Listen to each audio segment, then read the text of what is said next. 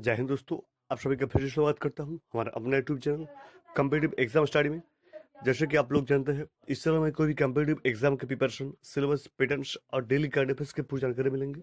दोस्तों, जिन लोगों ने अभी भी हमारे चैनल को सब्सक्राइब नहीं किया, जल्दी जुड़िए हमारे साथ, हमारे चैनल को सब्सक्राइब और बेल आइकन को प्रेस करना। तो चलिए दोस्तों, शुरू करते हैं आज का डेली करंट अफेयर्स का टॉपिक 15 दिसंबर 2020 का।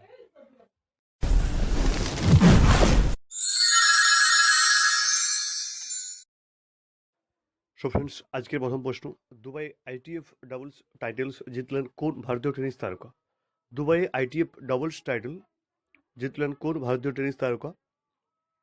তো অ্যান্সার হয়ে যাবে অঙ্কিতা রায়না। হ্যাঁ ফ্রেন্ডস, অঙ্কিতা রায়না হয়ে যাবে একদম সঠিক উত্তর। চলে যাবো আজকের পরের প্রশ্ন, CMS-01 নামে কমিউনিকেশন স্যাটেলাইট লঞ্চ করলো কোন সংস্থা? CMS-01 নামে কমিউনিকেশন স্যাটেলাইট লঞ্চ করলো কোন সংস্থা? তো অ্যান্সার হয়ে যাবে ইসরো, অর্থাৎ Indian space research organisation, full form ISRO হয়ে যাবে একদম সঠিক উত্তর। চলে যাবো আজকের পরের প্রশ্ন, সম্প্রতি 85 বছর বয়সে মারা গেলেন পদ্মশ্রীপ্রাপ্ত সংস্কৃত পণ্ডিতের নাম কি? সম্প্রতি 85 বছর বয়সে মারা গেলেন পদ্মশ্রীপ্রাপ্ত সংস্কৃত পণ্ডিতের নাম কি? তো অ্যান্সার হয়ে যাবে বিদ্যাবাচস্পতি গোবিন্দাচার্য। বিদ্যাবাচস্পতি গোবিন্দাচার্য হয়ে যাবে একদম সঠিক উত্তর। চলে যাবো আজকের পরের প্রশ্ন, ভারত ও বাংলাদেশের মধ্যে স্বাধীনতা সড়ক চালু হবে কত তারিখে? খুবই গুরুত্বপূর্ণ প্রশ্ন ফ্রেন্ডস আজকে টপিকের।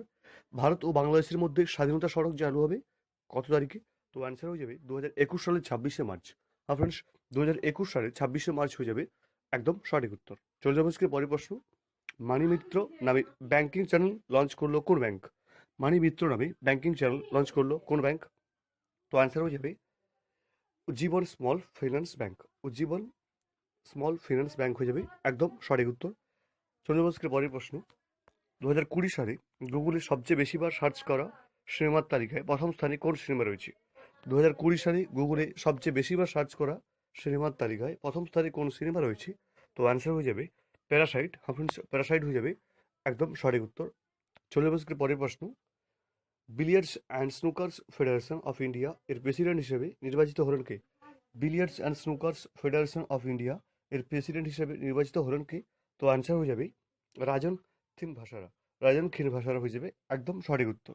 চলে যাবো আজকের পরের প্রশ্ন, ঘানার রাষ্ট্রপতি হিসেবে পুনরায় নির্বাচিত হলেন কে?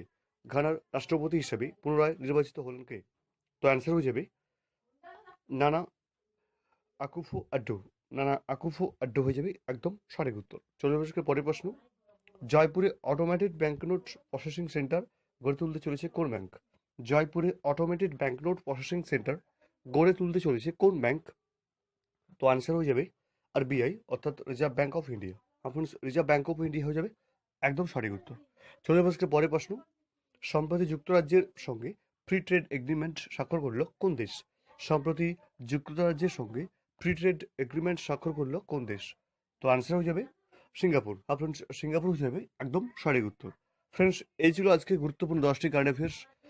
दोस्तों, जिन लोगों ने अभी भी हमारे चैनल को सब्सक्राइब नहीं किया, जरूर जुड़िए हमारे साथ। आप कोई भी कम्पिटिटिव एग्जाम की तैयारी कर रहे हो, हमारे चैनल को सब्सक्राइब और बेल आइकन को प्रेस करना। तो चलिए दोस्तों, आज के लिए इतना ही। फिर से मिलेंगे दोबारा दूसरी वीडियो लेकर। अलविदा।